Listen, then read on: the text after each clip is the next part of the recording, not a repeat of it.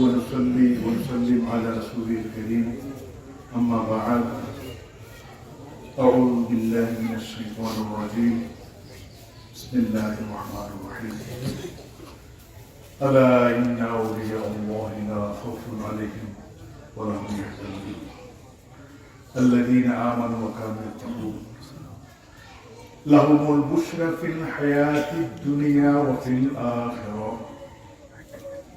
إلى الآخرة. السلام عليكم ورحمة الله تعالى وبركاته. আজকে আমি এমন একজন আরিফ বিল্লাহ জানাজায় উপস্থিত হয়েছি। একদিকে তিনি আমার শ্বশুর সাহেব কেবলা রহমতুল্লাহ আলাইহি, আরেকদিকে তিনিকে আমি আমার আব্বাজান কেবলা রহমতুল্লাহ আলাইহি পরে ওনাকে আমি সম্মান করি, ভালোবাসি। আলহামদুলিল্লাহ। আসলে আল্লাহ পাক যে বলেছেন আলা ইন্না আউলিয়া আল্লাহি লা খাউফুন আলাইহিম ওয়া লা হুম ইয়াহজানুন, যে তোমরা মনে রেখো, সাবধান হও, যারা আউলিয়া আল্লাহ, যারা ওলি আল্লাহ, লা খাউফুন তাদের কোনো ভয়, ওয়া লা হুম ইয়াহজানুন কোনো চিন্তা থাকবে না। বলা আলহামদুলিল্লাহ। কারণ ওলি আল্লাহ আল্লাযীনা আমানু ওয়া কানু ইয়াত্তাকুন, যাদের মধ্যে আল্লাহর ভীতি সবসময় জাগরণ থাকে, তারাই হলো ওলি আল্লাহ। বলা আলহামদুলিল্লাহ। তিনের মধ্যে যে আল্লাহ ভীতি সবসময় ছিলেন, এটা একমাত্র আমি সাক্ষী। আলহামদুলিল্লাহ। সে তিনি ওলি আল্লাহ। আলহামদুলিল্লাহ। এই ওলি আল্লাহদের আল্লাহ সুসংবাদ দিচ্ছে কি, লাহুমুল বুশরা ফিল হায়াতিদ দুনিয়া ওয়া ফিল আখিরাহ। আল্লাহ পাক বলেন সুসংবাদ আমার ওলি আল্লাহদের জন্য, যারা এভাবে আমাকে ভয় করে আমল করে যাবে, তাদের জন্য দুনিয়াতে সুসংবাদ, সম্মান, নিয়ামত, রহমত, বরকত। জোরে সুরে বলুন আলহামদুলিল্লাহ। ওয়া ফিল আখিরাহ, আখিরাতের জন্য তাদের সুসংবাদ জান্নাত। বলা আলহামদুলিল্লাহ। সেহেতু অল্প সময় আপনাদের খেদমতে আহ্বান করে যাচ্ছি, এই ওলি আল্লাহদের অনুসরণ করা মানেই হলো রাসূল পাক সাল্লাল্লাহু আলাইহি ওয়াসাল্লাম অনুসরণ করা।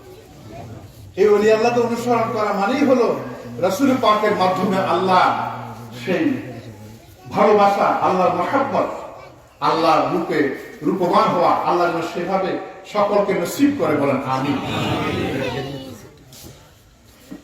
তো আজকে আমি আপনাদের খেদমতে আহ্বান করছি, তিনি যেহেতু ওলি আল্লাহ, ওলি আল্লাহদের একটা শান আছে কিনা নাই? আল্লাহ রাসূলের শান আছে কিনা নাই? তো সেহেতু তিনি জানাজার নামাজ পড়াবেন, ওনার উপযুক্ত সন্তান আছে। কি আছে? উপযুক্ত সন্তান আছে। বলেন আলহামদুলিল্লাহ। জসিমের নাম কি? তাবারুকুল্লাহ। মুফতি হযরত মাওলানা তাবারুকুল্লাহ জসিমউদ্দিন, তিনি জানাজার নামাজ পড়াবেন। আমি যেহেতু ফ্যামিলির বড়, সেহেতু আমি আহ্বান করছি মুফতি তাবারুকুল্লাহ জসিমউদ্দিন জানাজার নামাজ পড়াবেন। আমি জানতে পারলাম যে উনি এখানে মাহফিলে ওনার সর্বশেষ কথা ছিল সুবহানাল্লাহ। এরপরে উনি অসুস্থ হয়ে পড়ছেন। ওনার জীবনের শেষ আমলটা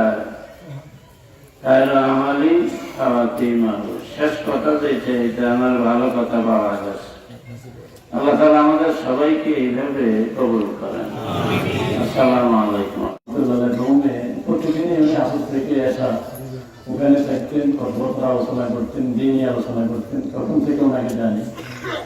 আসলে কথা আমরা ওই যে আমাদের মুফতি সাহেব বলছিলেন, স্মরণ সভায় ভিন্ন আলোচনা হবে, সেটাই ভালো। আজকে শুধু আমরা আজকে জানাজা থেকে শিক্ষা গ্রহণ করবো, এটাই বড়। হাদিসে আসছে নেককার লোককে মৃত্যুর মুহূর্তে তার জান্নাত দেখানো হয়। এই জন্য জানাজার বা মৃত্যুর পরে যে খাটিয়ে উঠে তখন বলতে থাকে, তার দেবনি, কার দেবনি, আমার ঠিকানা আমি দেখেছি জান্নাত। তোমরা খামাখা কথা বলে সময় দেরি করে আমার সময় নষ্ট করো না, আমাকে তাড়াতাড়ি আমার ঠিকানা নিয়ে যাও। যে আমার এই কাজ যদি কোরআনের দৃষ্টিকোণ থেকে সহি হয়, তাহলে সর্বকালে যারা দোয়া করে এই কাজটা চলমান থাকে। আর যদি কোরআন হাদিসের বাহিরে কোনো কিছু হয় ওইরকম কোনো কাজ আমাদের এখানে কোনো প্রয়োজন নাই। আবার আপনাদের অনেকের সাথে উঠা বসা করছে, চলাফেরা করছে, ছোটবেলা থেকে আমরা দেখছি আমার আব্বা খুব রাগী ছিলেন, আবার সকলকে মায়াও করতেন। সব মিলাই আমার আব্বার আচার আচারে উঠা বসা যদি কেউ কোনো মনে কষ্ট হয়ে থাকেন, আল্লাহ রাস্তায় আমার আব্বাকে মাফ করে দিবেন।